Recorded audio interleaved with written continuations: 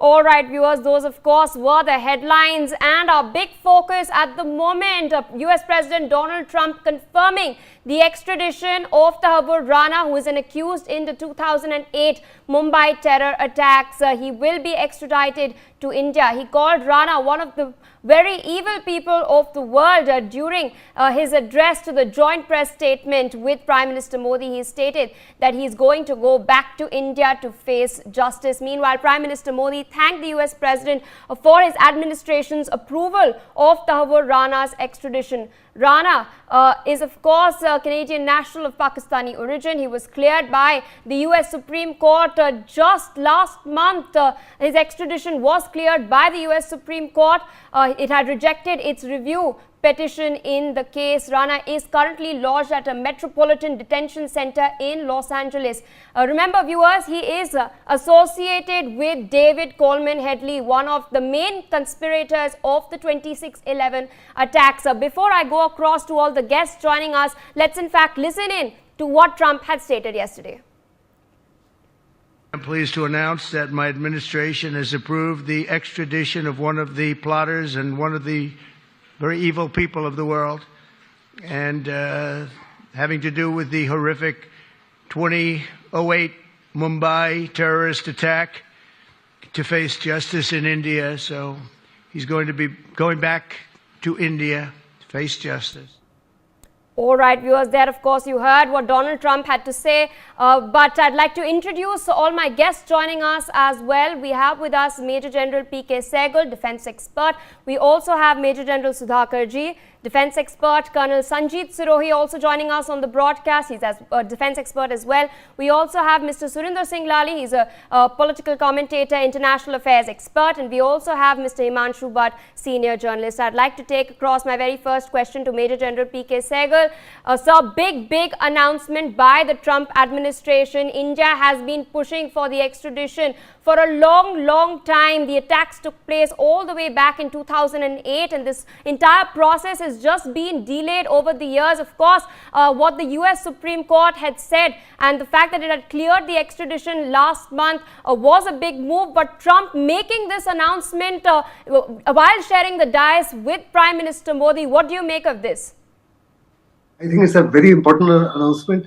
We've been wanting the extradition for the last 17 years. Over 4 presidents of America. It was George Bush, then we had Obama, then we had Trump, and then Biden. All the 4 previous administrations were not very helpful. But the 5th administration of the United States has categorically stated that they're going to extradite Rana to India. Rana was one of the key conspirators. 166 people were killed at that point of time. Pakistan has been denying that they were involved. Rana knows how deeply was the involvement of Pakistani army and the ISI, and to what extent was assistance provided by them. Pakistan will stand fully, absolutely and totally exposed as a consequence of this, and at long last he will be brought to justice. India has been seeking this extradition, as I said, for 17 years, and despite the best efforts of several Prime Ministers, Prime Minister Modi and Prime Minister Manmohan earlier, we were unable to get him back. The Americans insisted that if we want to interrogate him, we can do so in America, which we did so. But his extradition to India makes all the difference, because the questions that we could ask him were only approved prior by the Americans, and we could not ask him those questions that were very relevant to India. We want to know to what extent was the Pakistani involvement, to what extent was the Pakistani state involved, to what extent was the Pakistani army and the ISI involved, and what was the methodology that was brought into play. If you remember, Pakistan kept on even denying that the only survivor, they said even he did not belong to Pakistan. And it was only the international press that went there, talked to his parents, talked to the neighbors, and it's then that Pakistan accepted the fact that, and we've given dossiers after dossiers after dossiers, but Pakistan has been completely on the denial mode and said they've got nothing to do with it. They said it's been a mission that was planned by the terrorists themselves, by the LET, etc., and they have no knowledge of it whatsoever. And they have, so far as Pakistan is concerned, they have taken no action whatsoever, despite handing over so many dossiers. Every time India has given those dossiers temporarily, the perpetrators are put behind bars, only to enjoy a super VIP treatment.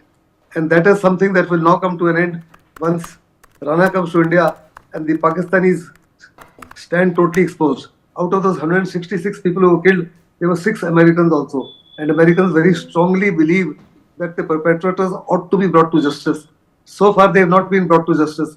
I'm very certain with Rana's extradition, Pakistan will possibly have no option but to take some sort of a very strong action against the perpetrators. However, that is still a question mark because the Pakistani dispensation knows fully well that the dispensation itself was fully involved, and under no circumstances they're going to accept that. Over to you. Indeed, and I'd like to take